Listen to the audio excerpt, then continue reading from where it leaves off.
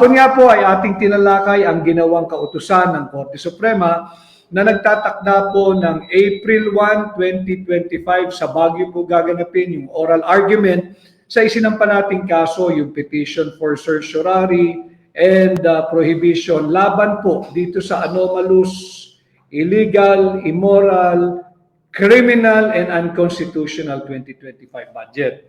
May advisory po ang Korte Suprema at marami po kasi nagtatanong sa akin, ano na raw ang nangyari doon sa tinatawag nating yung request po nating subpoena na hiningi po natin yung subpoena na subpinahan yung kopya ng enrolled bill. At bukod po doon, humihingi din tayo na subpinahan sana ng Korte Suprema yung original copy of the General Appropriations Bill. Para po sa nagtatanong, sa magaganap po na preliminary conference sa February 2028, inatasan po ng Korte Suprema dahil tayo po ay nag-file ng motion na mag-issue ng subpoena ducis tecum. Ilabas po yung enrolled bill at ilabas din yung tinatawag nating kopya ng General Appropriations Bill. Ang utos po ng Korte Suprema ay isumite by personal service not later than February 24, 2025 at 12 noon. Ang inaatasan po nila dyan ay ang respondents, yung pong House of Representatives Bills and Index Service, yung Secretary General, yung Speaker of the House, at pati po siguro yung dagdag ko lang po ito, adjust ko lang ng kaunti dahil mawawala na po pala ng baterya itong ating ginagamit na hiniram na isang unit. So yun po ang kautusan, ito po yung kautusan o advisory ng Korte Suprema na ilabas po ng mababang kapulungan yung original copy of the enrolled bill. At inuutusan din po sila na ilabas yung original copy of the 2025 General Appropriations Bill. Ito po yung kopya.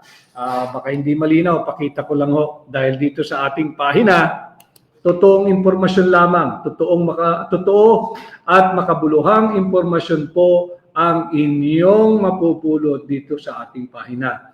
Bakit po tayo natutuwa? Kasama yung mga petitioners, kasama si Congressman Sid Ungap ng 3rd District ng Davao City at ang mga kilalang abogado na kasama kong petitioners. Natutuwa po tayo dahil marami na pong media outfit, yung traditional media ang binabanggit ko, pati po yung miyembro ng new media, ang dami na pong humingi ng kopya ng enrolled bill. Hanggang sa ngayon, hindi po sila sinasagot ng mababang kapulungan. Ayaw pong magbigay ng kopya ng Secretary General ng House of Representatives. Ayaw pong magbigay ng kopya yung tinatawag na namumuno sa House of Representatives Bills and Index Service. Ayaw po nilang magpakita ng kopya at sadyang pinahihirapan ang lahat po ng mga interesadong Pilipino na makita yung kopya nito. Bagamat last week ay doon po sa isa nating pagla-live, nabanggit ko po sa inyong lahat na sa ating pong pagsasaliksik, meron tayong nakita dyan sa archive section ng House of Representatives. Na yun nga po ay blanco po yung pirma ng Speaker of the House. Blanco po yung pirma ng Senate President. Blanco po yung pirma ng Senate Secretary. At blanco po yung pirma ng Secretary General ng House of Representatives. Yan po yung nakita natin sa archive section ng House of Representatives. Ano po ang implikasyon nun? Pag sinabi po nating archive section, yan po yung taguan ng mga original na kopya ng mahalagang dokumento. Kung blanco at walang pirma, yung kopya ng enrolled bill, diyan po sa archive section na ating pong nakita ng ating research team last week, diyan sa archive section, ibig sabihin, wala silang maipapakitang enrolled bill na hinihingi ng Korte Suprema. Naiipit na po sila. Mahalaga ito, buti na lamang nagsaliksik yung ating team, tingnan natin kung meron silang mailalabas na kopya ng enrolled bill na pirmado ng Pangulo ng Pilipinas, ng Senate President, ng Speaker of the House, ng Senate Secretary, ng Secretary General ng House of Representatives. Dahil pag meron silang naipakitang dokumentong pirmado, lumalalim at dumarami ng dumarami ang mga krimen na nagaganap at kanilang ginagawa. Sapagkat wala akong makita roon. Hanggang ngayon, wala pong makita. From YouTube FB Eat Abroad, just a quick question. Did the House of Representatives actually respect the 10 days to file their comment non-extendable period by the Supreme Court, or they ignored it? We have yet to get a copy of whatever comment or pleading that they have filed. Should they have filed anything? Wala pa ho tayong nakikita. Wala pa ho natatanggap ang ating mga abogado ng kopya ng kanilang komento, kagaya ng pinag-uutos ng Korte Suprema. Subalit ang maganda ho roon, meron na nga hong preliminary conference na magaganap sa darating na next week, February 28. At yung hinihingi natin na subpinahan at ilabas, utusang ilabas, yung kopya ng enrolled bill at yung kopya ng General Appropriations Bill, kinatigan rin po ng Korte Suprema. So dito nakikita natin, dahan-dahan tayo nagtatagumpay, bagamat 65% na po ng 2025 budget had been released by the Department of Budget and Management sa iba't ibang ahensya at departamento.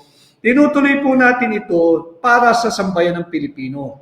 Whether what we're going to have later on is just a paper victory, at least we will be able to have legal and moral victory at hindi na tularan itong baluktot na pagpapasa ng budget sa ilalim ng Marcos administration. So maganda po ito, naiipit po sila, tingnan natin. Kaya ko po ito binabalangka sa ating pagla-live ngayon.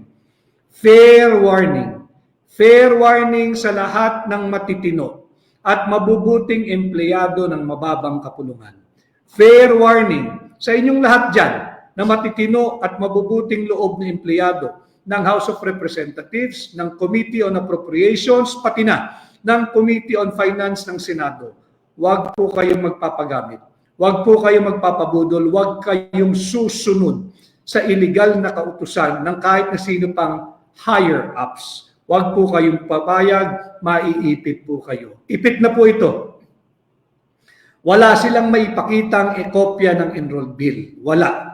At hinihingi natin yung kopya ng General Appropriations Bill dahil iahambing po natin yan. Doon sa ating nakita at nakita naman ninyo, may tatak, may stamp na receive ng House of Representatives Bills and Index Service blanco. Pag itong may pakita nilang enrolled bill ay meron ng mga halaga, lalo po silang malulubog sa kumunoy na sila rin ang gumawa.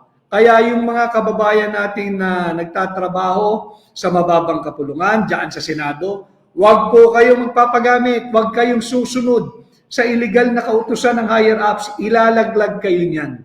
Nakita naman ninyo nung naiipit na sila, sinong tinuro? Kasalanan daw ng mga miyembro ng technical working group, kasalanan daw ng mga technical working staff ng mga congressmen at senador. Mantakin ninyo, nung nagkabuhol-buhol na, sila ang nagnanakaw ng bilyong-bilyong piso, ilalaglag yung mga matitino, mabubuti at honest na empleyado ng House of Representatives at Senado dahil lamang sila ay miyembro ng technical working group o technical working staff. Mag-iingat po kayo, wag po kayong susunod.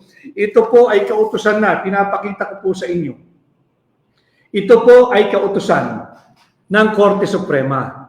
Inatasan na po ang mababang kapulungan at ang Senado, ilabas ninyo ang kopya ng enrolled bill on or before noon of February 24. Pinalalabas na rin po ang kopya ng General Appropriations Bill. Mahalaga ito dahil dito ikukumpara natin yung kopya ng Vice-Cam report.